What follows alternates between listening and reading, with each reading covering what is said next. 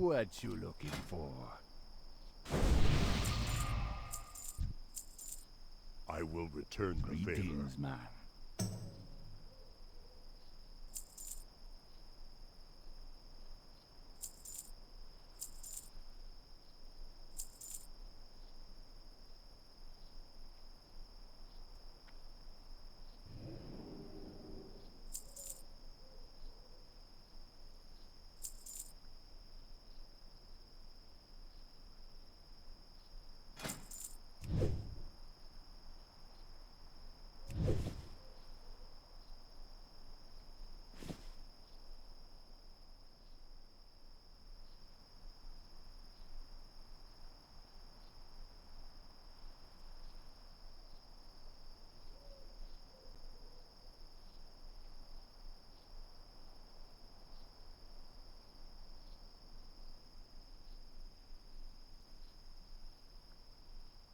Lita.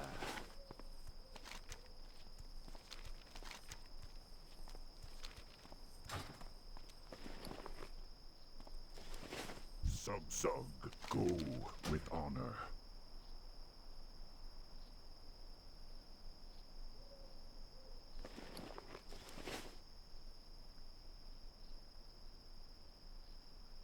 For the Horde.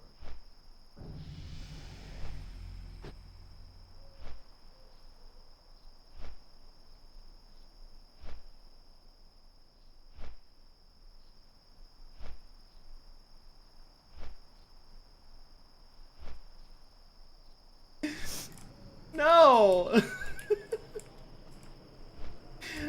Don't do it! I'm a virgin! I'm a virgin! Maybe, he says, right? Like...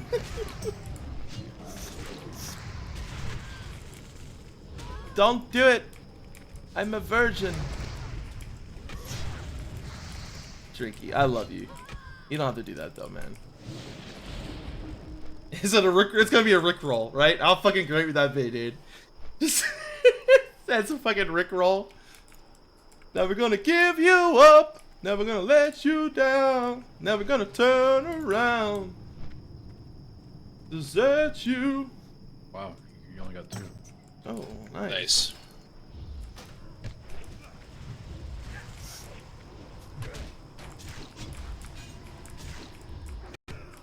Oh. Okay, we're good, we're good. Heal.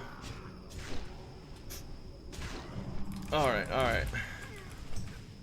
Oh, a ring. Oh, that's Whoa, fucking that's a nice. fucking huge upgrade for me. Oh, a ring. Oh, that's Whoa, fucking that's a nice. fucking huge upgrade for me. So since that ring is only Just play for it. my healing set, I'm not gonna need on it. You can go ahead and take that Q, yeah. Oh, thank you guys. You don't have to do that. I appreciate it. Drinky, wait, what did you do? Man, I needed the chest so bad. Holy shit. Drinky, no you did not just fucking Nice. donate $1,000. What the f- Now I gotta fucking oh my god. Wait, let me see what it is first, Drinky. Hold on, you fucking absolute fucking nuthead, dude.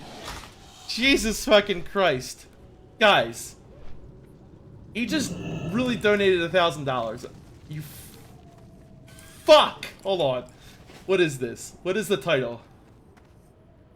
What is this? Who stole my bike medley? What is this? Who stole my bike? Yeah, I couldn't roll out so well. Hold on. I have to listen to it first. Hold on.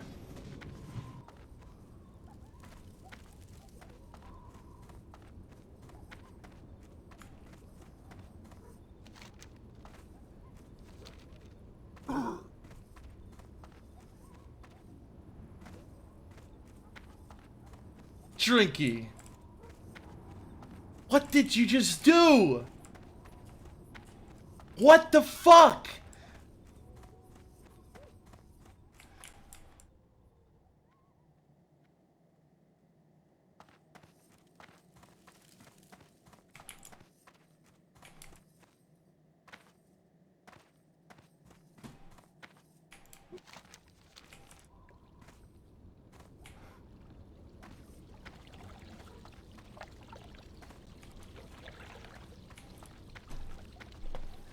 Okay, okay.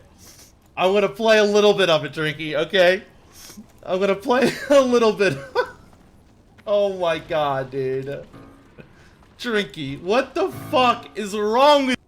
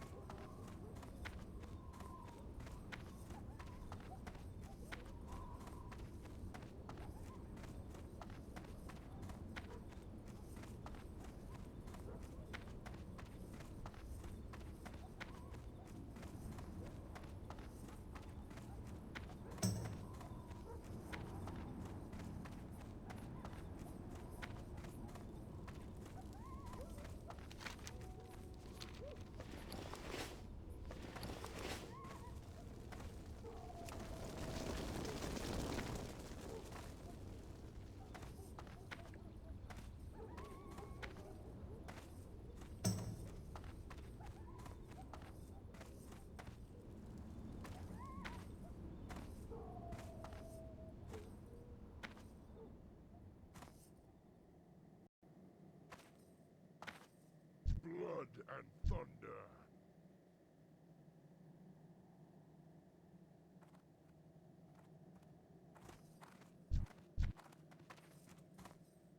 Strength and honor. Dabu. Go forth to victory.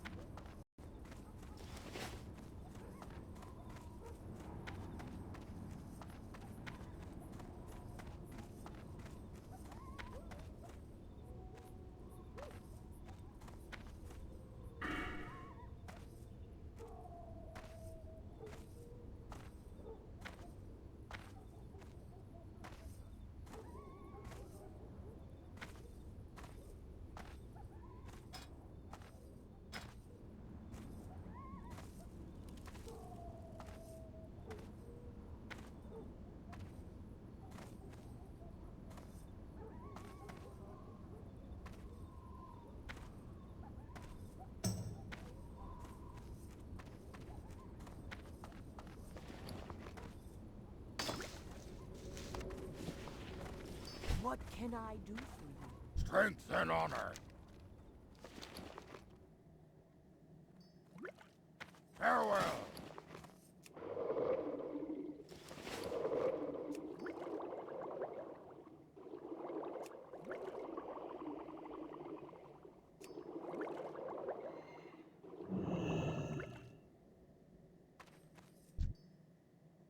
Mukra.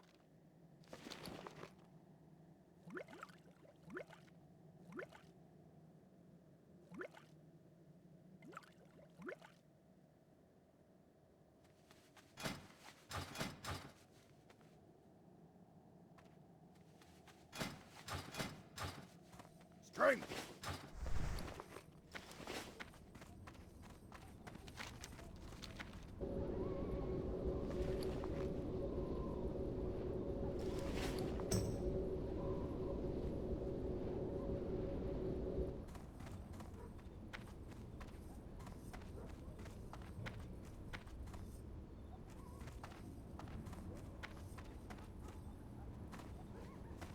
Speak.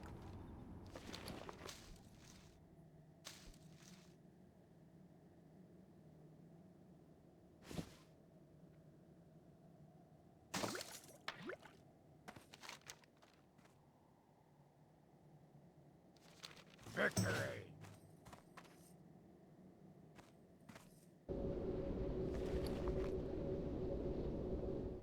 Trollhal.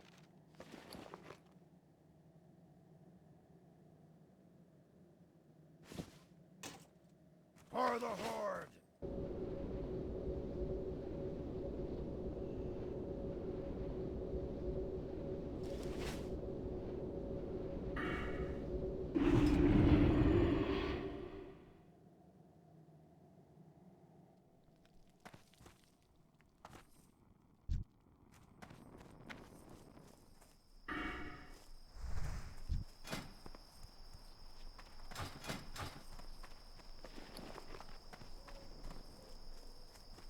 Hello, man. Spirits be with you, man. What do you need? Strength.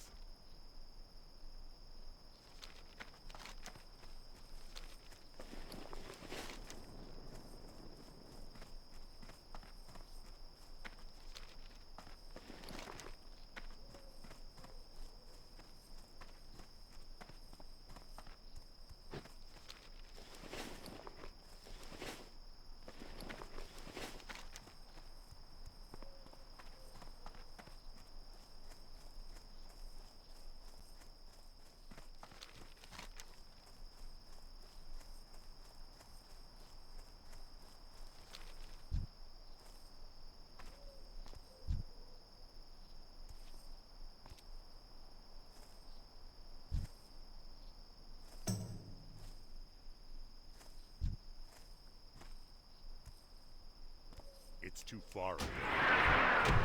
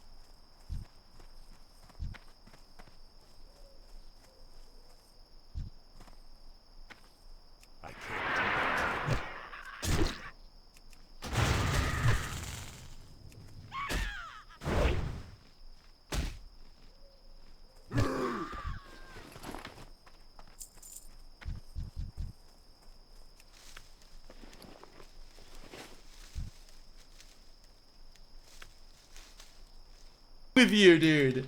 I fucking love you. You know that? It's not that bad, You know yeah. that was the tree that I chained my bike to. Oh my fucking god, Drinky. Did I walk here? It's 8 miles. There's no way I would have walked. Dude. I know I have. Thank you so much, I know though, I rode my Drinky. bike. Jesus Christ, man. Right? Alright, hold on. Yeah, I gotta sorry. drink. I gotta drink real set. 1 sec. Okay. Chain, it's been sawed Trying to kill Oh this my dude. god, While you're Drinky. drinking, just keep drinking. I Yeah. got you. You're good. Is it that guy? Hey, you. Is that my butt? Oh, no.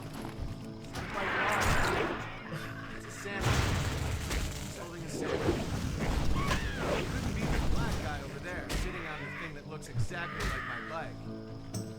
Because everyone thinks, you know... What is this, dude? What? Oh. I'm not gonna be a racist, even though it does say I have my name written on it the exact way I wrote my name on it. Someone stole his bike. What is... Okay, wait. Should I say something? No. Okay. It's too far. I don't want to perpetuate any stereotypes, but That's good. That's good of him. that nigger stole. No! My god, Drinky! What the fuck? Oh my god. No. No. Oh, there you go. 56. Thanks. Ready for scum?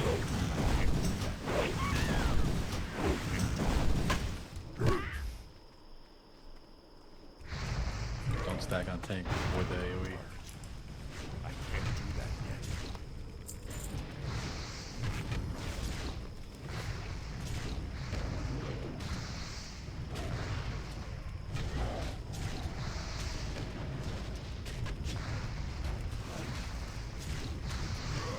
No. Okay.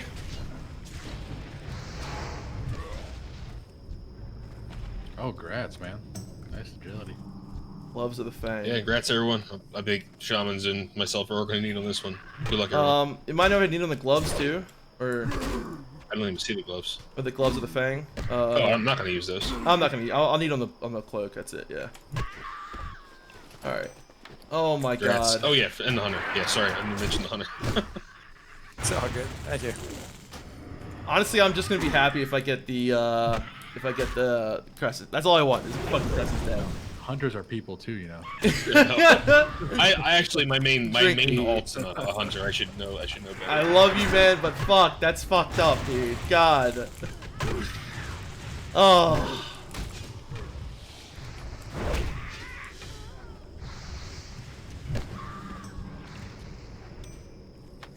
I don't mess around with that kind of stuff, dude.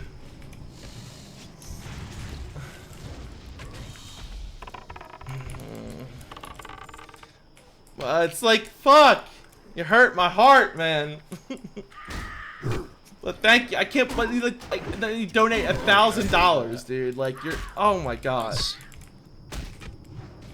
$1,000 fucking dollars. What a fucking crazy, absolute fucking mad lad, dude. Unbelievable, dude.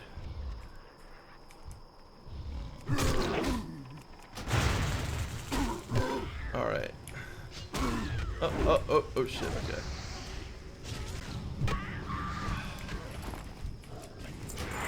Oh god, that was close. What was healing him? Did he have a Shit. hat on him or something? No, the other druid was healing him. Oh.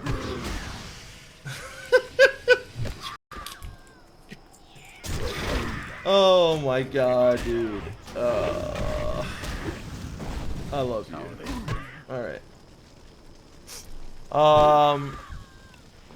Alright, get rid of that. Okay.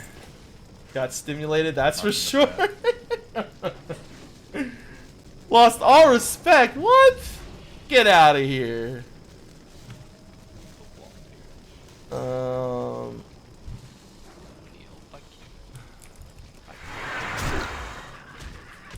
I love you, dude.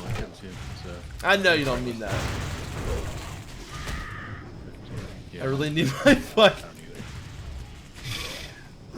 I know, I don't know, dude. I don't know. You like every time you do this, you fucking donate. It just breaks my fucking head. But I can't anything. Wait, what? What? do that yet. Tailoring stuff. Oh shit, I'm fucking oon. There's copper ore and that. I'm fucking. Oh! No! Oh!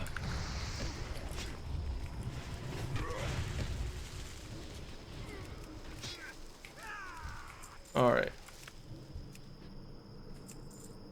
Holy shit. Okay. Dude. I'm not trying to get banned, Yep, bro. go over Come there, on, quiet man. down, watch yourself. Bring it back. Alright. We're good. Nice. It's too far away. Penis land? Pen. Oh, pen. Fuck. She got the heal off. Oh! Bashing. Someone just dinged, dude. Fuck yeah. Congrats over and over. Alright. Darts, dude. Darts. I Alright. should level one more kill. Oh, God. Fuck, Drinky. You got me all fucking flustered, man. I can't believe that, dude. Fucking $1,000 donation. Like, insane. How's the Shami feel in Welling Caverns? Really good, dude. Honestly, though. I love being able to heal and do deep. Holy shit. That's 4 dings now. That's fucking 4 dings, dude. Anger management, thank God.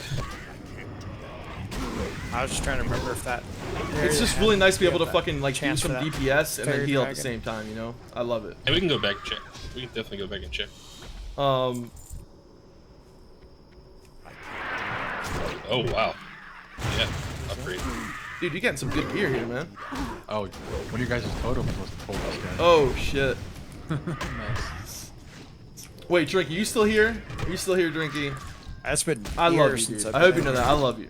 Okay? I fucking love you, but I can't play that, man. Come on. Need more rage. Lost? What do you mean?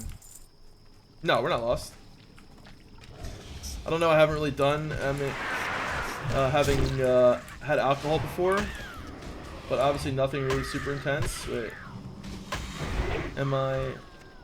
I don't know. I haven't really done alcohol before. Is that the way we? I don't really know where we're at. I am so lost. So Wait, what? Now I'm fucking lost, dude. This is What? like the last part. What is going on? Okay, hold on. Extra XP in here. Okay, you got mobs up top. What is Why would this? you get banned? Do you listen to comedy or read Huckleberry? Call it for what it is. Yeah. Drinky! Oh my god! Dude. So Drinky, it's not that, okay, the reason why is because So do we need to clear behind us first? is the people that run Twitch. That's no. why. It has This nothing is, to like, not do attached, I believe. with Just- like, if you okay, fall, hold you're on, fine. I'm not gonna fall here. Just try not to fall. Ha! Oh yeah! Oh god! Oh! Wait a minute. That's not $100. It's another 1,000. What the fuck? Oh my god! I thought it was $100, dude. Oh my god, By all means, Drinky! it's- Raid? Oh, my bad. Drinky. Can't do that yet. Dude, you're fucking You were supposed to insane. press the trade with me. You're out of my... Jesus Christ, All right, well, dude. that's it. We cleared everything. No, Well, that was the no. last Yeah, part. I do listen to comedy though. Read Huckleberry, call it for what it is. No, it's unfortunately. it's I don't know, man. I you know, Is it respawn or? to be 100% honest, like I just don't like, I don't know, I don't like that kind of talk. Like, you know, I'm just not, Maybe it I'm was not a path or that just went never been to too a much weird into. spot. However, the main thing is that yeah, this platform you got to be really careful. You know, you got to be really careful. But dude, I can't believe you just donated $2,000. Like, what the fuck? You know, like, okay, what? And then what the fuck did you link this time? Hold on, what is this? Oh, this is. Oh wait, no, this is the same thing, right? Oh my god, dude. Where's your pet? Oh, you switched them? Seriously though, Yeah, for the jump. there's so much dope in here. Don't piss me off. I'm not trying to piss you off, dude. I'm not trying to. Oh my god. Dude, I can't believe you though. For real, like, oh man, you fucking like changing. It's just, yeah. I don't know what to say. I don't know what to say. $2,000 donations, dude. Jesus Christ, man. Fucking changing my life here, brother. Single-handedly fucking hit play and try it. Wait. I didn't get another link though.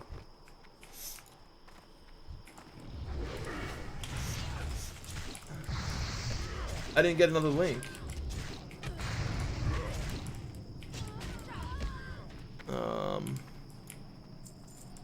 Hey Defka, make them stacks. Thank you, Tig. Dude. Drinky, you're fucking insane, dude. You are insane. But I love you, my man. I love you guys. For real. I'm actually,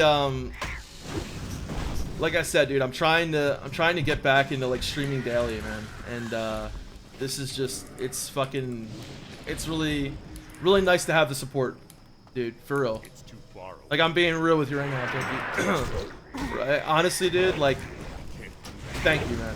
Fucking, I know to you it's just like, you know, whatever, but like, I don't know, maybe it's not. I'm just saying, but to me, I really fucking appreciate that, dude. Like, that is absolutely insane that you just donated that. Like, I remember you did it last time. You donated like thousands like that, and that's just like, it's like hard to fucking comprehend for me. You know what I mean? Play song. Wait, I didn't. Wait, which one? The same one? Or I didn't get another link, or is that the same one you're talking about? Yeah, there's a bunch outside. I'm gonna just farm outside. There's not a bunch outside. Oh, this like, one? as we run back too, I'll try to keep an eye out. Because I don't know if this is true, but apparently if you kill the snakes that spawn at them, it helps them respawn faster or something. Oh, never knew that. Again, I don't know if that's just like an old wives' tale from vanilla, but What? Imagine getting an item and just getting an. Wait. Don't fall. Boys. Oh, okay. Hold on. What? Okay, you got a running Oh, start. all right. We're good. Oh man. But I dude, almost seriously, turned on like, Cheetah. okay, hold on. Let me focus here real quick, dude. Literally I don't. back If up we and then run fucking. again. Okay. I'm You like, need that little boost. my fucking brain is like stopped working right us now. sort of dude. need to have a Jesus little boost. Christ. Okay, one sec. Oh, you got me fucking my heart like fucking racing right now, dude. Oh my god, Drinky. Jesus, dude. Okay. Alright. Imagine getting an item and just getting an. Wait, what? I'm so lost right now, dude. I'm so fucking lost. Okay. Alright. We're almost done here, guys. Oh, we're almost fucking done. Hold on. I need to You know what I need right now? I need to hit my fucking vape. I feel like I need a fucking cigarette right now. I'm not even healing right now. Hold on. I feel like I'm forgetting to fucking heal, dude. It's about how can you say C cucker, M fucker, N-word bastard, and tard, and get mean curse words I can say to you. Wait, what? Hold on. But it's about how can you say. Oh no, no, Drinky. Like, let me say I understand like what you're trying to say, and I'm like 100% agree about, like, you know, freedom of speech and all that kind of shit, but I don't want to. Let me put it like this.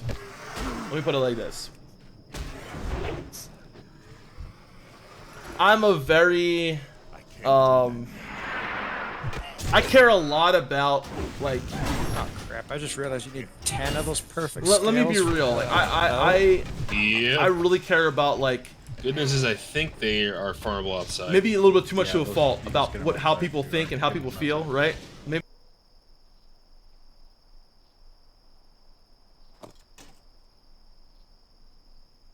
Fair take after reading more information.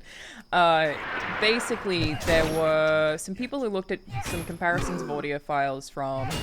It was either some tracks in Doom Eternal or some tracks from Doom 2016 and some from Eternal, and saw that they were like very much bricked, which in theory means that the audio is lesser quality. Is a very simple way of putting that. And so, someone tweeted at Mick Gordon, who is credited as creating the soundtrack for both of those games, does an incredible job. Very popular. I'm a huge fan of his work. Brilliant composer, best in the industry. Ooh. Clearly. Wow. My It was a goodness. joke. Just wanted a response. Austin There's didn't do no- that much, Cactus so it's is kind of a great. bummer. Cactus is great. Hotline Miami soundtrack remains untouchable. Second. Well, best we know that composer. that's her. We know that that's her go-to. You know, blast at full volume.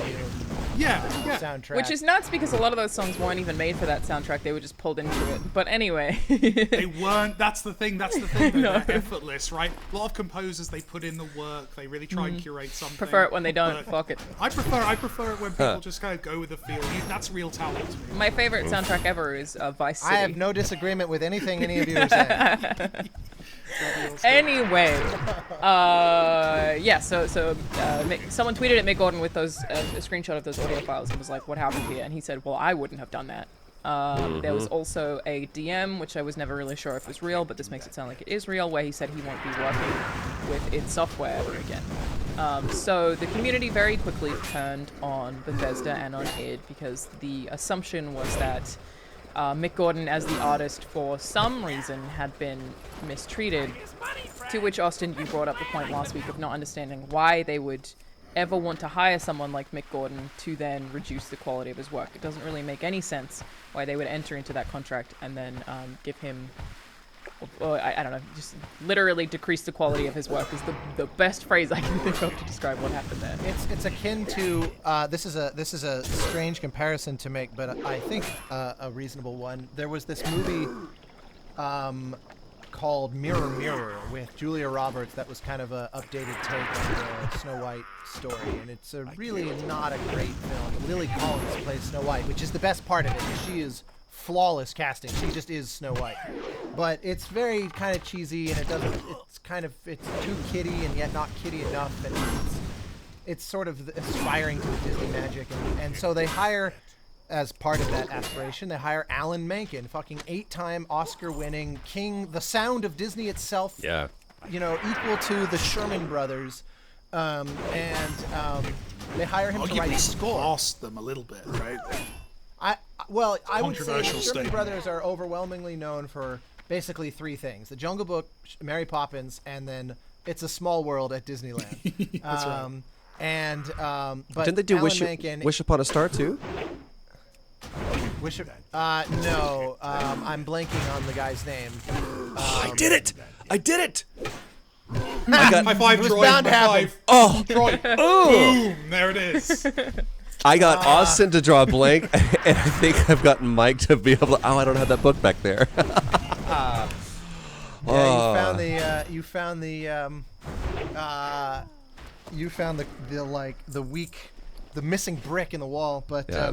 All right, please but continue. in any case, so Yes. Alan Menken, you know, I agree with you, Mike. I think that culturally he has surpassed them, if only just because the volume of hits is greater.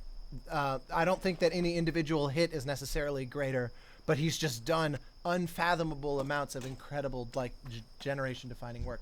Anyway, all that said, Tarsem Singh, the director of this movie, which is also an interesting choice because he directed like The Cell, which is this super crazy, dark, twisted movie, and then he goes and does this Mirror Mirror, and the thing that baffled me was that they hired Alan Menken, the king of this, and that was strange. Is that just a Troy- nuclear explosion near you? Troy? What just happened there? I Troy's think camera Troy just changed colors out of nowhere. kind don't of worry turned about it. into the same tint as your background. You went a bit Doom 2016 for me. Did. Try to be on brand, you guys. All right, forgive the length of this you're side fine. note, but the point is that they hired Alan Menken is a very fine composer of scores, but for sure his secret magic, his superpower is his songwriting. And the best part was that they go, just take care of the score. I, the director, am going to write a song for this film. And I remember thinking that was the most baffling choice I had ever seen in my life. Like you have an 8-time Oscar-winning songwriter who is like arguably the most sort of ingrained into the conscious alive of any songwriter. Certainly anyone growing up in the late 80s, early 90s. And it's like, no, I got this. And that was what struck me. That's like with the Doom thing, you go and you bring someone on board, you know, it would be one thing if he was kind of like this journeyman style, you know, I can throw some things over the fence and just kind of give you what you need, and there was no kind of solo personality, but he obviously has that in spades. And so I remember thinking, there's clearly more to this story. No one would invest. This is a major AAA game that's spending gazillions of dollars, and especially after Doom 2016, they realized that the score, like they approached the music in the first one conceptually and creatively as though it was going to be integral to the experience, and then that turned out to be validated. And I remember Rami actually was the one that convinced me to play it, because I had played those games so much growing up, and then I was like, it looks essentially the same. I don't know that I need that again. And Rami tweets, this is basically Speed Metal, the video game. And I was the fusion of those was kind of perfectly balanced that I thought, all right, you know what? I'm going to go play it. And I totally loved it. And I thought the score was utterly inseparable. And so I think knowing that they had that alchemy pay off, it was built into the marketing and the awareness of this one. I mean, they were upfront advertising things like its inclusion and collector's edition and all that sort of stuff, and making it a big deal. They released one trailer that had a rap song over the top, and people could not stop making fun of it. But my logic was they probably did that for audiences, very mainstream audiences who might be off-put by the idea of metal. So that was a marketing trailer for everyone else, not for you who know and like the metal, for everyone else. Because I think it was the TV spot. So I get why that had to be done differently for all of the people who are like, "Ugh, what is this? Ugh, that's a guitar." That's the same reasoning that goes into we have to do a live action trailer for our game. It's like because we want to go mass appeal. We're going very broad on this. And I remember sitting down across from PR person for a publisher, doesn't matter who, and I said, "How many users are across the consoles?" And they were like, "Ugh." I don't even know, but just ballpark it is like, and this is when this current gen had just pretty much launched, and they were like, I mean, I don't know, 10 million, 12 million. I was like, cool. If this game sold 10 million copies, would that be considered a success? She was like, oh my gosh, yes. It's like, then why not just go after those people as opposed to, hey, you gamer who's never bought a console before, you should play this game. Now, hold on a second. First, you need to spend $500 getting a console. Then you need to learn how that console works. And then you can... I was like, I've never understood that whole notion. It's just like, make this the game that everybody's fucking playing. And like, what are you doing? So I can't stop playing this game. It's like, what game is this? It's this game. And let that spread like that. But if you're able to sell 5-6 million copies, that's like a huge success for people, and then they can go out and go play the game that everybody's playing. That's what GTA was. GTA sold fucking lights out numbers, and people were like, well, I guess I'm going to go buy a PS4. Yeah, you have to be part of that cultural moment. Yeah. Yes. But as far as going, you should do this thing you've never done before for this thing, it's like, not only is this $60, it's like, fuck you, man. I'm just going to go do what I've always done. I've never understood that. And to me, putting a rap lot of track... very interesting things that happen in video game marketing that I always want to be like, well, no shit, and it must suck for some studios. Like, for example, PlayStation right now is obviously treating The Last of Us Part 2 like their crown jewel. But then, like, a game like Concrete Genie, even, which came out last year, which was awesome, didn't get a lot of advertising or a lot of marketing budget, didn't sell well, and they're gonna be like, well, it didn't sell. Well, of course you didn't. You didn't put all your goddamn marketing money into it. I always had this thing where I'm like, they put so much money into the game that is definitely going to succeed, and so much less into a game like Ghost of Tsushima, and I get why they do that. It's because they can justify it. They could justify more of a marketing budget for something that's selling more. But at the same time, this is so common, I feel like a lot with Sony, maybe a little bit less so with Xbox, is that they just keep marketing the shit that you already know everyone knows about. Right, hold on though, but I mean, like, Ghosts... the marketing spend is proportionate to the budget of the game, right? Yes, which I understand. Right, but also and the deal made. I mean, on first party, it's the budget, as Troy says, but then with third parties, there are different deals under the hood that you can of have as a course. developer, you know. But like you look at like what before Sony was this global thing, right? Before there was Ski, there was SCUK, there was Sony America, and everybody had their own different marketing things. So if there was a game, there's marketing spends that were done in the UK for and Europe that were done for The Last of Us Part 1 that weren't done here, and it's because they had their own special marketing thing. So it's not. You can The look at difference in the way FIFA is advertised, depending on where you are, is crazy. Absolutely. If you're in Europe, it's like the biggest marketing thing That's ever. the one that's on your buses and on your billboards, whereas here we usually get like, I imagine Cyberpunk will be all over buses for whatever reason. That's your bus game. I feel like I've seen The Last of Us maybe even advertised on a bus stop. Mortal Kombat was the most pervasive when it came out. That was the one that I saw every bus stop in this area. Yeah, everywhere. Mortal Kombat, and it was like, really? But what's funny is GTA 5 pushed, and BioShock Infinite slid into their marketing. So that's why everywhere you saw outdoor advertisement, billboards, bus stops, everything. I do remember that. But it was because they had spent however $250 million on outdoor advertising for GTA, and people were like, "We're putting you've already bought that spot. We can't resell that spot." It's like, I guess we're gonna put BioShock Infinite. So BioShock. They were both Take-Two. They still, in theory, could just same company. They'd already like, spent the money. It's like, you could put up a picture of Terrence's ass. We don't give a shit, but you're still gonna spend that money. And so BioShock would not have gotten that big marketing push had GTA not slipped. Interesting. Yeah.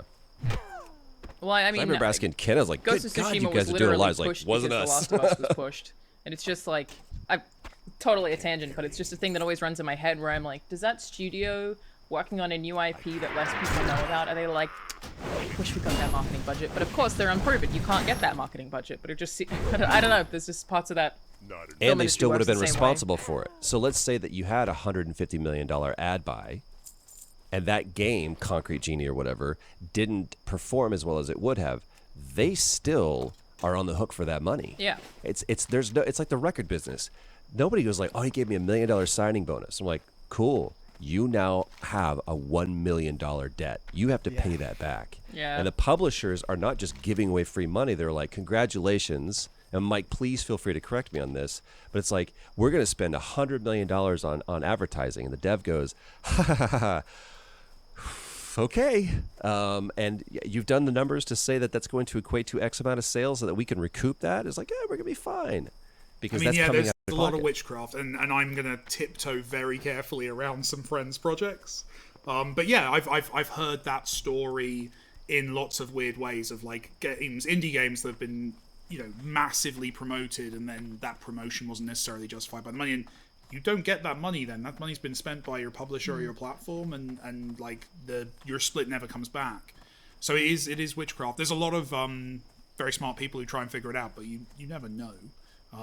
And we've always taken the approach you suggested, Troy, at the start of kind of, we would much rather super engage with a niche than try and go mega mainstream with any of our stuff.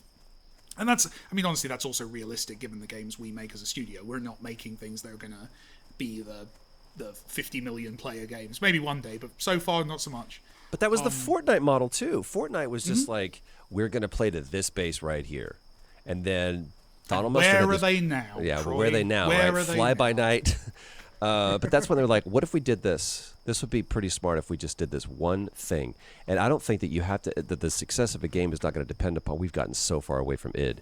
But then I was don't think the game... Battle Royales is such an interesting marketing one, because the only way you can really advertise them, and it works effectively, which has worked for virtually every single one, is by putting money into people to stream. So they go the influencer route, which is exactly what Apex did for sure. And they do that because the Battle Royale strategy is even making those games is such an interesting concept, because they are infinitely renewable content without the actual developer having to put new stuff in, because the other players are the ones that create the different experiences. So no matter what, you can stream a Battle Royale forever on the same map without adding any new assets, and it's always going to provide limitless content because of other people. So I feel like paying to stream those games, you can do it forever, and you can get a ton of people on board who then want to play with those streamers. And Apex is still paying just for streamers, just to have people play that game. And it came out last year, February. Do you have their number? Just playing. And also, I feel like as well with this stuff, it's always worth saying, anyone who's watching this who's like an indie developer who's just getting started, like, these rules and these best practices shift so quickly. Yeah. Like, in terms of what Alana's saying is super true right now, but like 5 years ago it was put ads on Reddit. It's the only place you're going to sell your game. Before that it was put money into YouTubers. You know, it's always kind of Can't tell you how much my goddamn industry changes every minute. They're like, your YouTube Right. is number. Oh no, we need to be on Twitter. Just like Yeah. being in media and working for an editorial team that's like of any size more than 5 people is just someone at the top being like, I've decided this is what we need to do. March So over there. March your job over there. changes March over every there. single month because some exec has decided the strategy has changed, and you're like, okay, we don't care about that anymore. Got it. All right, it's nuts. Working in any Games kind are of kind digital of the industry opposite. So games are kind of the opposite. Has in to be that slower. what we often say again. Sorry. has to be slower, I would imagine. It's much slower. That's the problem. Is we're often, if you're releasing a game. In our case, we release we have a game out usually once a year, but like proper game studios, they may have like 4 years between releases, right? So with them, often they're basing their planning now on what worked or didn't work 4 years ago. So you have these you can often be just completely out of touch with where the audience is or what they need or what they want. But yeah, it's a weird one, and I don't think there's ever any good answers. We're all just kind of guessing and hoping for the best with a lot of this stuff. And in the case of platform holders, doing deals with them to get support at launch and all this kind of stuff. Yeah. Austin did this great setup for this whole Reddit post. I know, I'm sorry. And I don't know how. Dragging it No, out. no, this is par for I on the read video it. By the now. way, I had time to read it because We of have to talk about it. Austin, Yeah, so it's I am just on board. stalling We are worked. good. It's This seamless. I was just drawing cover fire for you, Mike. That was the I whole appreciate point. I was You're a giving you hero. time to read, and you squandered it by talking. I read it. about- I read the whole thing. I'm now an expert. How did you on do this. that? Huh? It's the same reason why no. you can play Switch and watch Clone Wars. is you can just multitask. Okay, I'm not going to read this whole thing because it is quite long, but I'll leave a link in the description on YouTube for you guys if you want to read it. But it says, basically, at E3 last year, we announced that the OST would be included with Doom Eternal Collector's Edition. At that point in time, they didn't have Mick under contract for the OST, and because of ongoing issues receiving the music they needed for the game, they don't want to add distraction at that time. It's worth noting, by the way, that every composer is entitled to kind of make their deal structure however they want. And in the case of a game like Doom, that album is probably presumed to be actually commercially quite viable compared to the average soundtrack album. But nonetheless, the phrasing of that really jumped out because it is not common for soundtrack album contracts to be so like. His insinuation is that it was like tabled totally an unknown quantity, and that the score deal was essentially all that they had on the table, and that's pretty unusual. Did they announce OST before they had done the deal as well? They announced it Did at I read E3. that right? Yeah, at that point in sound- time, yeah, we didn't that's- They have Mick under announced that they were contract going to sell a soundtrack that they didn't have the rights to at E3. That is It does sound bold like is the that. polite word for that. That is a bold move. As part of the collector's edition, yeah. would I'm be really excited to included with announce the that I'm Doom- going to be selling all of Austin's music for everything he's ever Past done. and future. for. Well, I You feel know like what? they 6 must months have from figured now. out.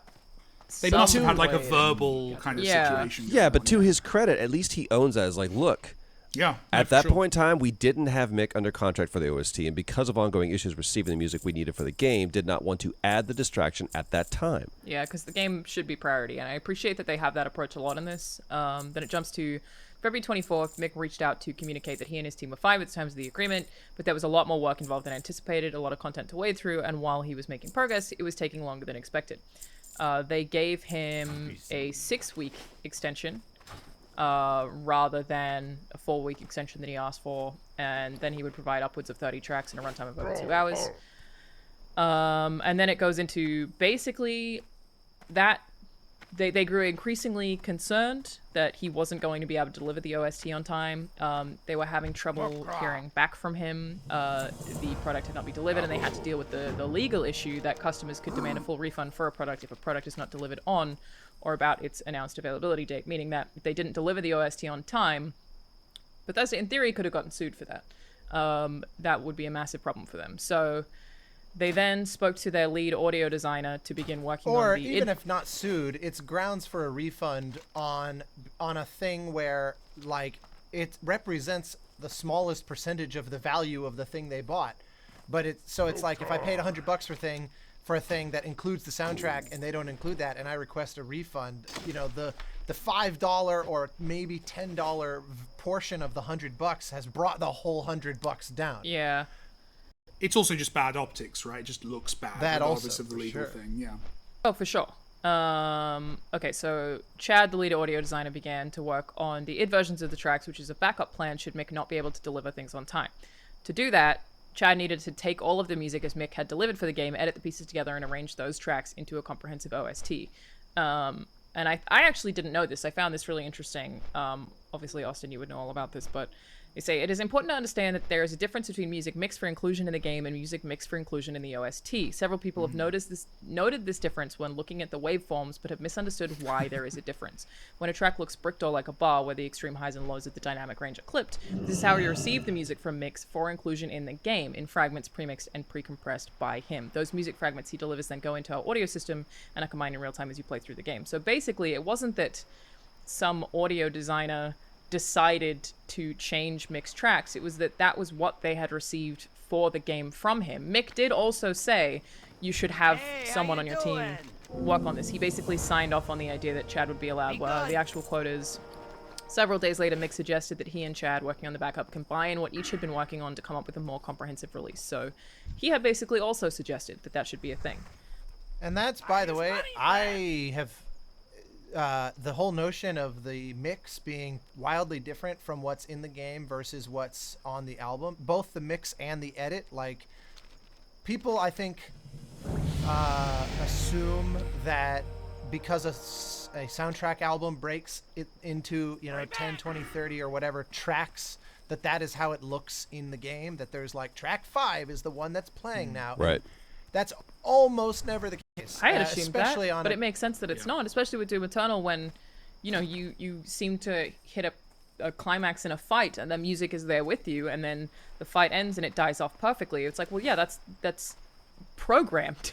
That's not bits a and song. pieces being chunked together. Yeah. Exactly. You have to deliver a toolkit in the same way that, like, a dialogue tree system in, you know, a Dragon Age game will have all the lines recorded individually, because by virtue of the choices that the player is making, it's stitching together the conversation from this grab bag of the constituent parts. That's honestly how a lot of interactive scores work as well. It's like, I have a queue that's broken into, like, okay, perfect case, to use Journey as an example, when you go underground and you're in the kind of dark, cavernous mid-section of the game, it breaks up into sequential rooms. And, like, you go into one room, you explore, you maybe find a glyph, then you move into the next room, and then move to the... And every time you move into a room, it triggers, like, a transitional little non-looping, what we call a one-shot or a stinger, and then it moves into a looping queue. But then some of them are even more nuanced than that, where, like, there's one room where you're floating, they have those kind of what look like giant kelp cloth sort of trees, in quotes, and they make you float. And so I had the music attached to the altitude of the player. So if you detach from one and let yourself float all the way to the floor, which very few players do, it strips away about 2/3 of the instruments over the course of that, and then we'll add them back in as you go back up, because the room is arranged vertically, and it's all obviously done in real time. It's essentially like real-time remixing of the music. So when you go to make an album, you have to make a conscious decision, like, okay, I have all these ingredients, you know, I have the elements that faded in and out or whatever based on the player's altitude. Do I want to try to simulate that on the album so that it almost sounds like I'm listening to a playthrough? You know, what do I do with this? And in some games, especially if the music's super interactive, you have to make really subjective choices. And in most every one of my albums, at least, the music that you hear is not only different from what's in the game, it's actually not possible to trigger it that way in game because for the sake of making a better listening experience, I'll often do things or I'll juxtapose things that weren't ever juxtaposed in the game, or I'll put something first that later would come second or whatever. You just make these subjective choices. So everything that they're describing about Mick's process is completely normal and reasonable. That's the thing. Like, you bust your ass to get it over the line and in the game, and then you kind of start all over to make an album, especially if you care about the quality, and clearly he does. I mean, he and I did a panel together at GDC, and even just the caliber of his fucking slides, I was like, this guy is a perfectionist. Like, he's the real deal. And so it's like, you know, I can't comment on why he was behind schedule. My first thought was he had something going on in his life. That's what I assumed too. Like maybe, as a person he who had dealt some with a bad lot of shit. illness last year, I was like, yeah, there was absolutely points where I was professionally unreliable. And from the outside, you could have been like, there was a day where we didn't hear from her. We're like, well, from my perspective, it was the day that I fainted. But like, I didn't get back to my boss that day. And I'm But like, as exhaustive as this is, though, and this goes into such great detail, don't you feel that would be included? Don't you feel that Mick would be like, hey, man, I want to apologize. He lists reasons. It is true. Right? He lists there might things be like, a hey, legal limitation on that, Troy, if it's disclosing personal information about someone who's worked but he with. gets personal. He says, "It's like I had some technical issues. This has been more of a challenge than I thought. The scope of it was different." It's first so of all, hard I to speculate, you know. It's like, for yeah, all yeah, we know, yeah. Mick That is what I never- assumed, Maybe yeah. Mick never led on what was going. I did that one. I had a project that almost ruined a really valuable relationship of mine because I was not transparent about the shit that I was dealing with, and I was going through essentially the hardest period of my life I've ever endured, and I was not upfront about it, and so all they knew was I was consistently behind schedule, and they were like, we hope there's a score in our game. Right, but eventually. counterpoint to that, would you have then gone out to Twitter and criticized and said, I wouldn't have done it that way? I didn't have anything to do with that. That is, you know, that tweet, I understand why he did that. I understand why he would be like, well, I was not the one who did that, because like, you know, sometimes maybe a Funhouse video that I edited and produced, that it's clear that I edited and produced, is titled in a certain way that someone will be like, why did you title it that? And I'd be like, well, I didn't title it that. But that's not me criticizing the other person for the way that they did it. That's just me clarifying and being like, well, I did not do that way. But that's Where openly that part, I was critical, like, though. I get why he's doing that. It was just like, I can't tell you why that happened. IGN, that happened all the time. Someone would be like, why did this get written? I'm like, I'm not even anything to do with that problem. I didn't do that.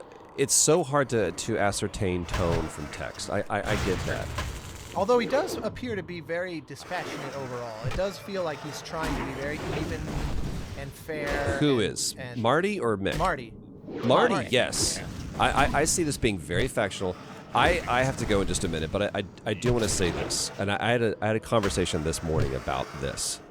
What? With who? I know. Who are you We talking weren't to invited? about You music? have other conversations. I thought it was special, man. I don't feel I'm using that word, this was necessary, nor do I think it was beneficial. I feel that The Reddit post? the Reddit post, Ooh. That's because it I doesn't, I it would doesn't disagree matter. with that, but go ahead. That's the point of the podcast. It doesn't matter. And there's somebody that I had a conversation with this morning that was like, I wish that people had actually been more public and said, hey, here's the truth. But there's so in this exhaustive treatise that I think Marty was incredibly. This was methodical. It was very intentional, and it was very, like you said, dispassionate, and it was honest. But it wasn't. He was factual. So he's not like. But inherently, it's still airing dirty laundry that we don't need to know about. I feel like this could have been shrunk down and go, hey, as a publisher or as a developer, there are things that are the inner workings that you don't need to be privy to, or that we don't feel is necessary for you to understand. We stand behind this, and that's all that matters. To make a statement of a position rather than, well, then on this date he said this. So this actually confirms what we were doing. That's why I look at it and go, what's pissing me off right now is the fact that X happens, and it's like, okay, then just let it stop. Like, here's what I wish would happen for a school shooting. I wish that If there was a school shooting, the news would come on and go, there was a school shooting at X school. People have lost lives. The shooter has either been captured or incapacitated in some way, and that's all we're going to fucking talk about it. We're not going to say his name, nor are we going to talk about the victims, nor are we going to send a reporter there, nor are we going to have helicopters flying around the school to show you the mass layout, because that is the problem. The problem isn't that this shit happens. The problem is that we will not shut the fuck up talking about it so that we can respect the people that are truly impacted about this and not care. As far as mass shootings are concerned, definitely agree. But we need to not glorify them. It's we a mess. should not glorify This- that in any way. But this is none of our business. I think Why- this happened, and the reason that I completely understand it is because I feel like I've been in this position, is because Chad was being abused and sent death threats. So because he was being sent death threats because of what Mick was saying, I think Marty says somewhere in this post, he was like, I felt like I had to do something. It wasn't fair that he was being treated like this, that he was being treated like a bad guy. If Bethesda comes forward and says, we have a stance, there's a lot going on behind the scenes, people are going to be like, fuck you, how dare you just treat us like that. It just But people are would've made doing it way fuck worse you. for him. Yeah, but people are doing fuck you regardless, is what I'm saying. So and to that point, Troy, the thing that blew my mind, I think, more than anything, reading that letter, because I can be very sympathetic to both sides of that, and For it sounds sure. like there's probably a lot that was omitted, and it's fucking hard to make a game, especially a game of that scope, and Right. stuff gets frayed and strained. But the thing that fascinated me more than anything was the comments where on the Reddit post of people that were like, wow, it turns out Mick is such an unprofessional douchebag, and fuck that guy, You and don't what know. a shame. And then the next one down would be like, fuck you, Marty. Why don't you just throw him under the bus and own none of it yourself, and la. And it was See? like, wow, you read the same words, the same text, Yeah. and came away with diametrically Oh, yeah. opposite vitriol. The It's just- internet. Yeah. Truly, what a little lab, like funny. proof of concept of human psychology. Yeah, when I was reading the comments, I was like, these are a lot more reasonable than I expected. Some were. But it depends on how many you Just- read. it's too hard true. to have, and I do have to go. I want to be respectful of my wife's time. Oh, of course. I look, the fact that we can discuss this to me is the most important thing about it. My thing is this. There were people that posted comments about the leaks, and they wrote articles, and they were like, okay, so here's what I found out, and you guys need to know this. Like, nobody needs to know anything. What you need to know is that the game comes out June 19th, and that you can play the game and experience that and make up your own mind then. Same thing with this. If you don't like the soundtrack, you don't like the soundtrack. Nothing that we're going to tell you in this is going to sway that. People are going to make up their minds before they do anything. Or before they actually experience it. So my thing about this was, I love that he did this. I don't feel like it changed anything. I think all it did was make more people informed to support their notion they already had going into He's it. certainly doing it to defend Chad, which I understand. I get that perspective. I think that coming from the content creator side of things, in my head, it is always best to be as transparent with people as possible, because then you have all the pieces of the picture, and if something is controversial, it's going to get carried away with no matter what, and people are going to blow out of proportion what happened. Like, it can get really messy. But do to you wanna head quote off, you Troy? though, never explain, never complain. And I've really held on to that. It's like, all right, look, I'm going to tell you what's up once, and then I'll let you guys discuss it. And beyond that, Yep. I'm not going to complain about it. I'm not going to explain it. For I certain love you things, that guys is definitely madly. advice that I live by. Yeah. Sure. You guys are awesome. Thank you for letting me be part of this conversation. I'm going to sign Of off. course. See you next time. Bye. I'll See you see you soon, next man. week. Bye, guys. There's a thing that feels weird to mention without the inclusion of Troy Baker, but I've gotten a bunch of criticism for not talking about the Last of Us leaks, and people have assumed that I'm not doing it because I'm friends with Troy. They're like, that's really shitty of you. But I was like, as a journalist, what value would I What's the serve story, to really, anyone there, right? by spreading that thing? They were like, are you not talking about it because you're friends with Troy, or are you not talking about it because you don't want a review copy? And I was like, I'm not talking about it because there's literally no value a journalist can provide in any way by talking about something that is already completely out there. The only value I could provide is if I figured out who leaked it, and how am I going to do that? But otherwise, there's just no public service at all. I would get views for it, but Yeah. how would I be actually helping anyone other than to spread something that negatively impacts both the audience and the studio? There's just no... Yeah, there are other stories around Naughty Dog. There are other discussions to be had. For Of sure. course, about like the work stuff, the Yeah. game itself when it comes out, you know, all of this stuff. But yeah, I don't really. The leaks themselves aren't really a story, right? Unless you want to be spoiled on the game experience. Yeah, or- there's just no value for me to talk about it. It's also like I haven't been spoiled for it, and I don't want to be. So if I make content about it, then I would have to spoil it. I got unfortunately. I've so- tried. I don't want to Yeah, even talk about it too much here because I'm like, please don't spoil it for me. But it's a weird. I've gotten a lot of criticism for that, and it's like there's just no service that a journalist can give you for stuff like this. But then, you know, How strange is it just separately from that you would be criticized for not talking about something? Like there's an entitlement to your thoughts on any subject at all, never mind what it is. well, when it It's comes just to video that's a games, yeah, there is. People peculiar expect me to notion. talk about everything. Yeah, which is maybe because people I are- do. But There's a difference between they expect you to and then thinking, interesting that she didn't mention X, versus going, what the fuck, Alana? Is this because of like as if that is an odd one. yeah, there's People want honestly like maybe interesting 5 of stories, them in the right? last 24 hours of people being like, oh, because you're friends with Troy. I was like, that's absolutely not even slightly related to why I won't talk about this. And let's Why be would I real, want you're to? not even friends with him. Yeah, No, who? he's very aloof. He basically, I mean, he doesn't really like any Now of that this. he's gone, this show's gonna come to life. This is where this is real this from is Play now. Watch Listen after dark when Dad's gone to bed. Troy, not even a friend really.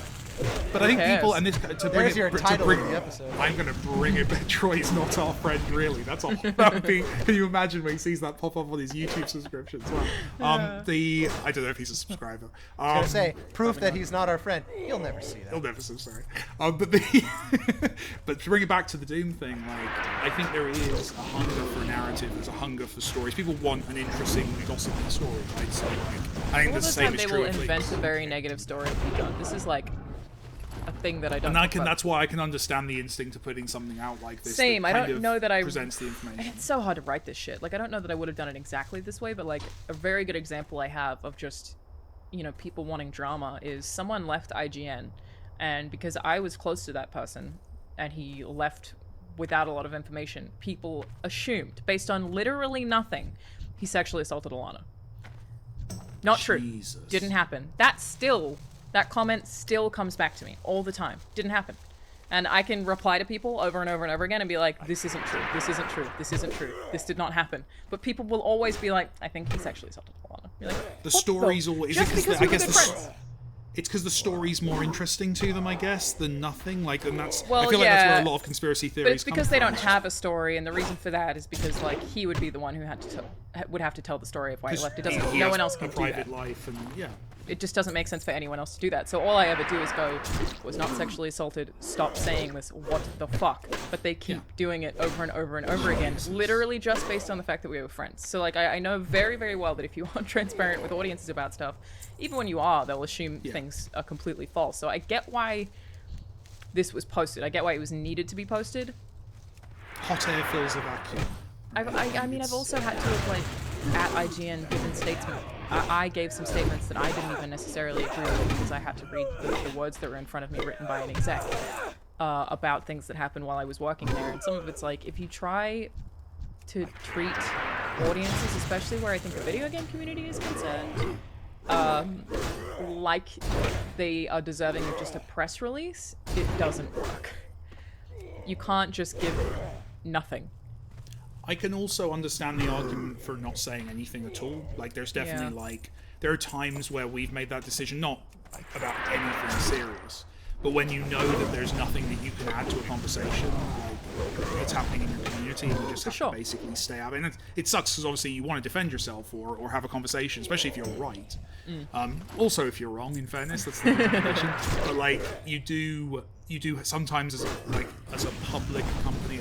We're not obviously not a public company in the financial sense, but like as a public facing company, sometimes you do have to decide not to be in the conversation, which utterly sucks. But in this case, I think I can see where it comes from. I can see why they wanted to kind of set the record straight as they saw it and kind of share that side of the story.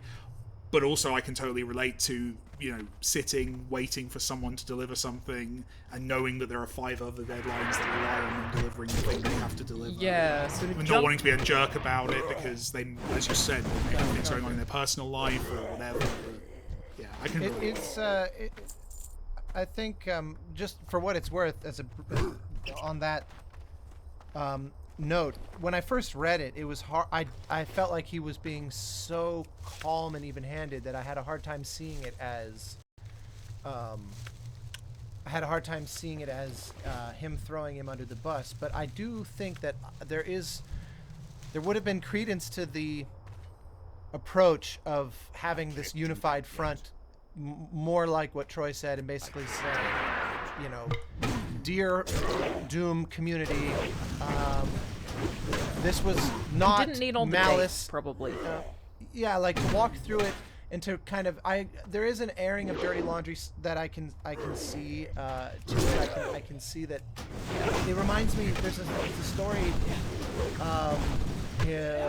Famous Leonard Bernstein, one of the great composers and conductors, famously gave a concert once at one of the Brahms piano concertos with like this super famous and famously eccentric pianist named Glenn Gould, who was like a brilliant, crazy person, and he wanted to take the piece at such a slow speed that Bernstein basically felt like, this is wrong. Like, I know this piece of music and we're basically not doing service to what I'm convinced the composer wanted. But he also felt, when you come to see a concert and there's a famous soloist listed, Glenn Gould plays the Brahms, I think, first piano concerto, you're there for that person and the conductor or whatever secondarily. Like if you see Yo-Yo Ma or Joshua Bell, their name is the headliner. And so Bernstein came out and did something that conductors almost never ever do, and maybe never had done prior to this. He came out and said, you're about to see something very, very unusual. It's worth noting that I completely disagree with this interpretation, but I also think it's my duty to honor the wishes of the soloist, who I respect that you're here to see. I remember when I heard that, I thought, wow. But he took, and still to this day, half a century later, enormous shit for that, because they thought, in the spirit of this Marty thing, he basically was throwing him preemptively under the bus and trying to wash his hands of his partner's decisions. And I found myself remembering that story reading through this, where I thought, you know, I don't think Marty or Id is doing the wrong thing here, but they maybe are going a little to the weeds on the story that only raises more questions and only just prolongs it. And in that sense, I have a hard time finding fault with Troy's reaction. No, and that's where I think he's right, is this thing would be dead by now. We wouldn't be talking about it if that Reddit post didn't exist, probably, right? That would be, the conversation would have moved on. We probably would be talking about it because we would be looking at the interesting side of it, but like, I feel like the conversation in general would have moved on. I mean, yeah, part of what I wanted to talk about today is that PR is really hard. Like, it's really not easy, and I think a lot of people will be like, well, why didn't they just do this? And I especially know this from IGN being such a big company, and people are so critical of IGN. You could say, why don't they just do this? And there's always a million reasons why you can't just do something. And a lot of people jump to conclusions. Like, there have been things at IGN that I was 100% honest about, and they'll be like, well, she's not talking about it because she's under legal contract. And it's like, there's no legal contract. I'm just telling you the truth. But it's very complicated. It's really difficult to do. To jump back to this a little bit, just to finish the story off, basically it says, on the day the music was due from Mick, I asked what we could expect from him. He indicated he was still finishing a number of things, but it would be no less than 12 tracks and about 60 minutes of music.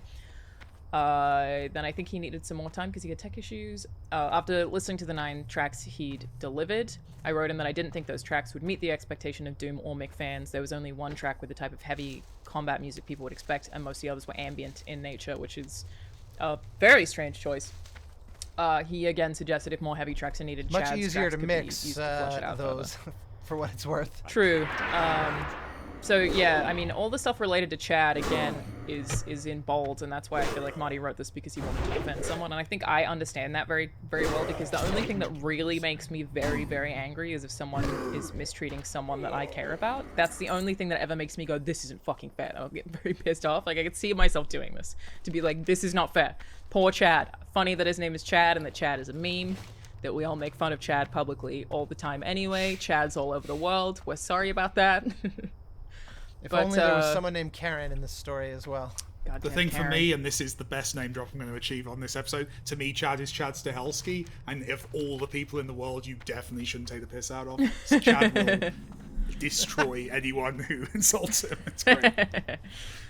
I think that's mostly it. Yeah, on April 19th, we released the OST to CE owners.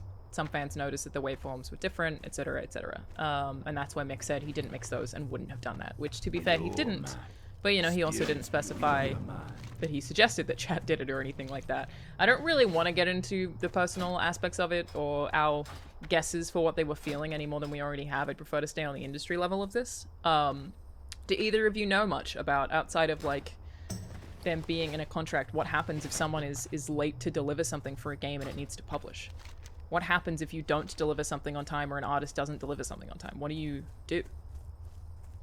Well, so for me, I've never been that completely close to the wire. I've definitely had to, like,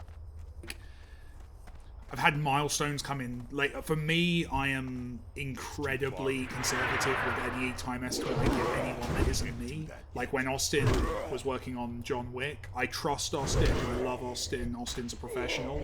I never gave Austin a real date of the actual deadline I actually needed anything from him by, because I always will put in buffer after buffer, just to make sure that, like, if something does happen, if Austin was hit by lightning, we'd have time to deal with that problem, because unfortunately you do have to kind of plan for that. Here it sounds like those deadlines were a little bit tighter, which I'm sure in bigger productions that's much more common. But yeah, so I've never had that. I've had people be late with stuff, and I've had very awkward conversations, because yeah, there is a point where you have to kind of talk to people and figure that out. But it's never been mean. It's just like, hey, so we've messed this up. One thing that games development in general has gotten much better at. By no means are we perfect at it, which is why crunch still exists, but we've gotten better at estimating tasks and estimating how to structure our development process. Anyone who works in tech is going to, know about sprints, know about Scrum, know about the processes where you actually make stuff in a way that everyone is kind of simultaneously accountable, but also listened to in terms of how long jobs are going to take. So I feel like in most cases in game development, the jobs take so long, you're making a game for so long. If someone's slipping behind, you know about it, you can kind of adjust based on that. Either hire someone else to help them, or you change what they're making. I don't tend to fire people, but I know that's another solution that other people use. But it's yeah, you usually just have like a heart-to-heart about it and kind of figure it out. But I mean, even that firing someone isn't necessarily a solution when it's it really isn't. No, because you're losing all of that knowledge, all of that. You're losing the 50% of the job they've already done. Yeah, no, absolutely. Right. But hotheads exist in the industry. But yeah, no, you don't want that. You want to work into a solution. And scope just will change. Games require so many people to have done everything. You can't just, like, if an artist doesn't do something on time, you can't just make the art unless you're also an artist. But if you don't have that skill, that's not something that you can just pick up. Basically, it's every worse single because working part dependencies. has to... Right, a lot of dependencies. Yeah, like for you to see, let's use Doom as an example. For you to see a Kako demon fly through the environment and attack you, that's 20 to 30 people's work at some point in that process, from the concept artist and the designer at the start to the artists who put the model together, animated it, coded it, iterated on it, ran the playtest to find out if that was fun or not. Like, everything is so interconnected that yeah, it's tricky. And there are, I mean, a company the size of mine even has like a project manager, someone called Rachel, who literally, she puts together all of this. Her only job, and I say only job, it's a massive job, but her only job, her focus is just making sure that everyone's stuff hits at the right moment so it feeds into the whole. So yeah, one person upriver, like having an issue. Some things are easier than others. Music, honestly, is one of those things where music is kind of separated off tangentially enough that there's a bit more fluidity. If we were close to a deadline... We don't break systems. Like, music doesn't... like, if your game depends on physics simulations and your engineers who are working on physics, like, screw up or all clock out early, you know what I mean? Like, they all are on the same car accident or something, that will completely take the game offline. Music is, we're, for better or worse, we're much more easily replaced, or it's much more easy to deal with delays, or if someone has to bail on a project or gets fired, it's kind of like a parallel production as opposed to a root of the tree.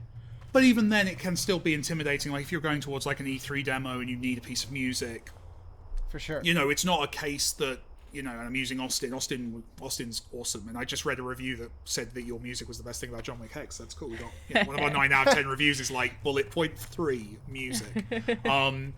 But I don't know how I feel about that. The goal is never for the music to be the best part of I'm That's being Mike's fault. I'm being So- kind. There were lots of good things. Yeah, there was lots of you. It's not your but fault you Mike were- did everything else wrong. Exactly, I'm terrible. You got though bullet point 3. But on I the was so good easily category. replaced. It's good. But anyway, my point is like, you know, if we were running up towards like an E3 deadline and Austin wasn't delivering the audio, it's not that he gives me a WAV file and I copy paste it into the game. There's obviously a lot of work that comes after that delivery that you have to kind of, just in terms of this, you know, Chad's job essentially is described in this post. You've got an audio person who's got to put that stuff together, put all of that triggering and all the stuff about like making it so that when a boss enters, the music shifts. That requires, I think, on John Wick. Correct me if I'm wrong, Austin. You were working with our sound guy. You were working with a coder. There were a couple of people, even on an indie project, that were handling what he made after he made it. On a AAA game, I can only imagine that those numbers go up. So, yeah, it's tricky. It's tricky, but usually, yes, you try and build in enough buffer that you can, like, because shit happens, right? Like, people have things happen in their life. You have to, if your game is going to hit serious trouble, if one person gets sick or gets busy or something, then you've got bigger problems. You need to, but yeah, it's. I wouldn't comment on a specific project, but yeah, it can be dangerous. We've gotten close to the line on missing deadlines before now. But that's always I've always considered in our case that was a failure of me as a producer and as a manager to kind of let it get that close to the wire.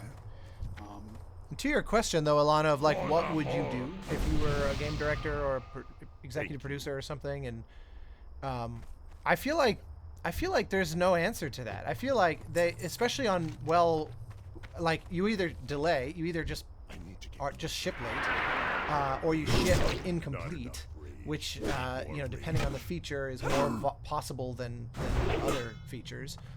Like if it's core to the game, not so possible. If it's some fringe detail, like if the UI was never finished or something like that, you know, some games just simply don't have any money left over, and they're like, we got to hit the green button. Sorry.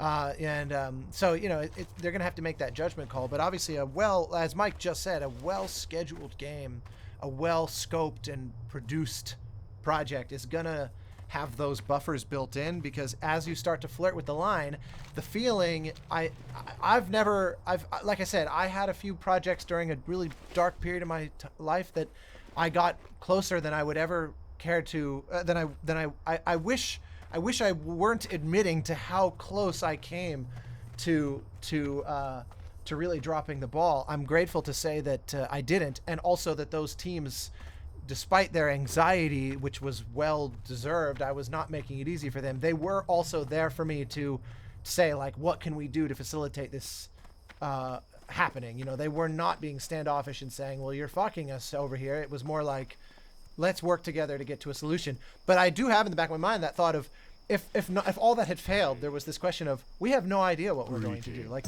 some things you plan so well for their success that there is no real turnkey plan for their failure. You would have to improvise. In the case of music, again, as Mike said, between bringing in another composer to patch the holes, or even licensing library music, you know, like, there are solutions that will get you fast over the finish line if you're really up against the wall. I've never seen that in practice. I don't even know of that happening. I can't even think of that happening to a friend of mine, like where, or a colleague or where they just literally, it just literally failed.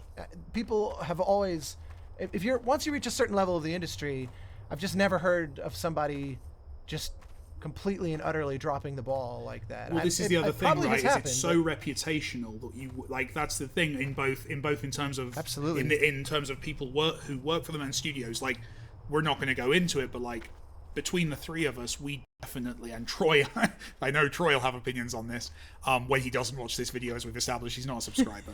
Not a friend. Or a friend. But like, there are studios that are known for treating people they work with not so well, and there are people who are known to be talented, but, you know, that person's a little unreliable. What I will say though is that's not necessarily a deal breaker. Like, you might know that someone's unreliable, but they might be that good that you're like, okay, we're going to bring in that unreliable person, but we're going to give them a crazy amount of additional time. We're going to assume that they might. But even then, reputation is everything in this industry, and me and Austin both, like, we wouldn't be getting the gigs we get if we let people down. And there's a certain amount of honesty that pushes on both of us that we have to treat people well, because it would get around. Like, if I treated people who worked for me shittily, that would be known within weeks. If Austin was really messing someone over with a soundtrack, he would struggle to get his next gig. And I think as he says, like, once you're a little bit more established in the games industry, you're very aware that your reputation is your biggest asset. Weirdly, it does not work that way in my side of the industry. Even though you would think that people who are interested in working in games media are numerous, and everyone who isn't it is very replaceable, reputation doesn't matter that much. People can get drunk and miss appointments. Nothing happens. Like, they can do really dumb things frequently, and absolutely nothing bad happens. It's kind of nuts. And like, the thing that to me makes this really interesting to me is, like, as a producer, especially when I was working on TV, if someone else dropped the ball, which I felt like happened all the time, I would just do the thing.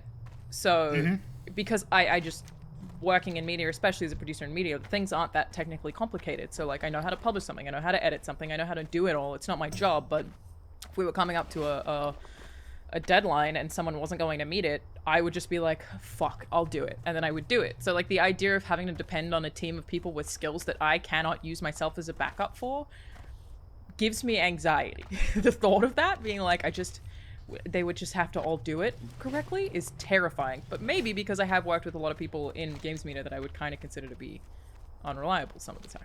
And that's the thing. And I think as well that plays into the whole not necessarily wanting any of this to be public. Like, again, like, I'm sure me and Austin would have stories, and you do. And when we tell these stories about things going wrong, we don't name people, right? Like, we all have had working relationships that have been tough, or something's gone wrong, or someone's let us down. Like, those things always happen. The difference is you're never going to hear me publicly talk about any of those things, because I know reputationally it's in my best interest not to tell. If I go on Twitter and do a 5-tweet thread about this particular company or this person or whatever, you also about look how bad if you I do look that, terrible not just in that situation. And I'm broadcasting to other future kind of colleagues, hey, if you work with Mike and you piss him off, then he will, like, you know, go bad on you. And that's the. So it's comes that's back also to public a service. If someone has done something that's bad enough that everyone needs to know about it, I would say it.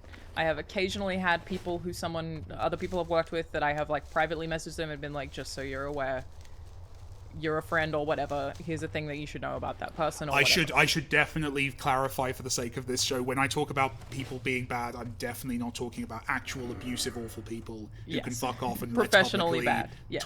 I'm talking about people who let us down in a work sense. Like, abusive people can fuck off, and I will absolutely, you know, happily endorse that. But industry-wide, worldwide, really, abusive people can fuck off. Just generally, let's be bold. Let's be bold. Let's make that statement. I think, like a couple episodes ago we were like, fuck COVID. Today, fuck abusive people. Yeah, I think it's good. It's good. Do you remember the comedian, stand-up Dimitri Martin has a whole bit about that, of like the phrase "never throw stones in glass houses," and he's like, how about irrespective of housing situation, let's just not throw stones. It's just a dick move in general. Yeah, stoning outdated. Stop doing it. We're Exactly. making big statements here. I feel like this thing, Troy was a calming influence. We need to come back. Please come back. We got a manifesto now. This isn't good. The hair just calms you to look at, you know. It really does. It just relaxes you, right? It's just like I said, I will leave a link to that Reddit post in the description below. It's definitely an interesting one to read. This is the best way for me to put that. Thank you both for joining me, and we will see you all next week. Bye. Hooray. Bye.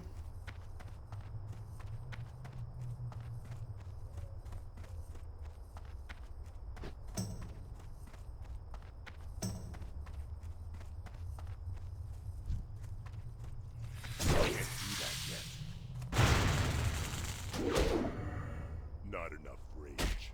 More rage. Not enough rage.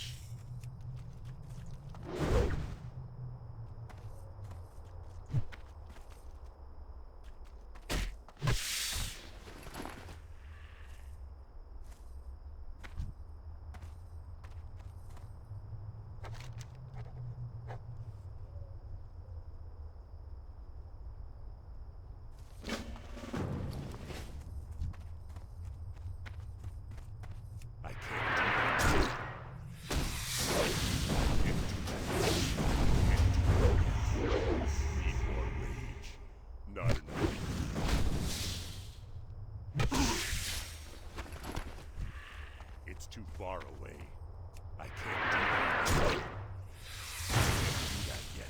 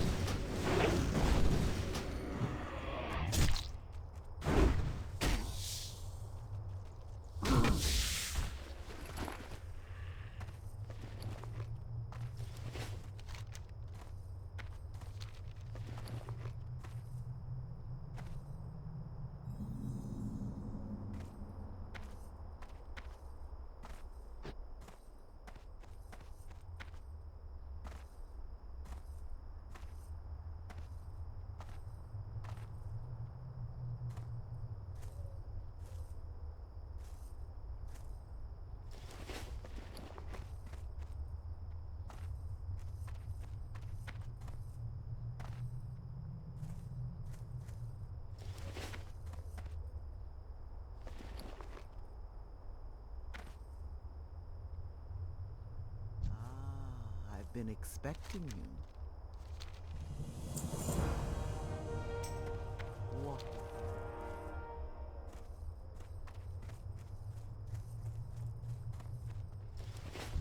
Nukta.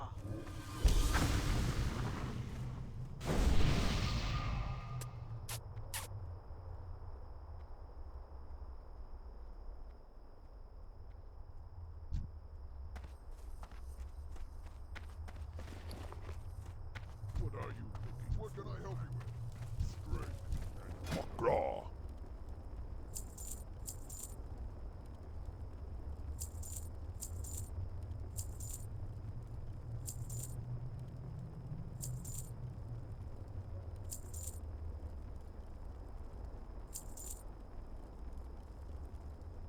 For the Horde. What do you need? What are you looking for? Strength.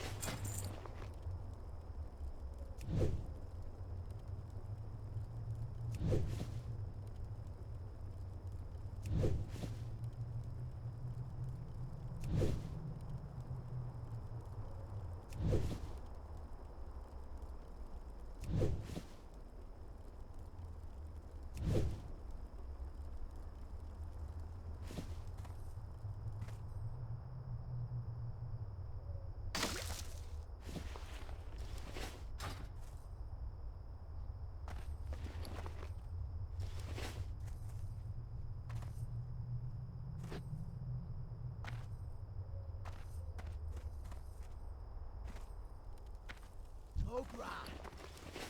Speak, friend.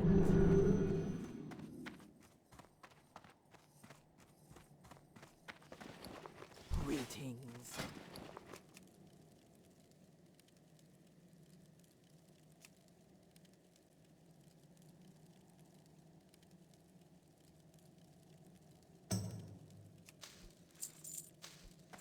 forth to victory. Loktar! Farewell.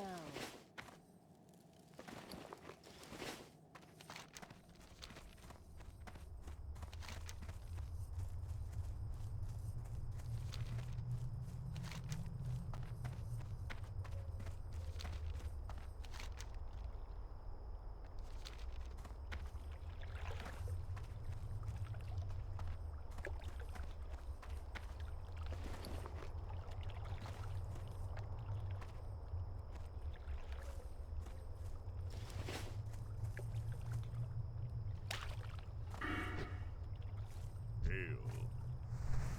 Well met. Be careful.